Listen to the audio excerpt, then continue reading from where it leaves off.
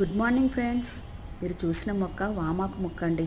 దాని పక్కనే మరో కుండీలో ఈ మొక్క చూడండి. ఇలా ముట్టుకోగానే ముడుచుకొని పోతుంది, చూసారా? మీరు ఎప్పుడైనా ఇలాంటి మొక్కను చూసారా?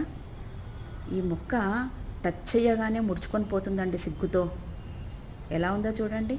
ఈ మొక్కనే మనము టచ్ మీ నాట్ ప్లాంట్ అని కూడా అంటామండి.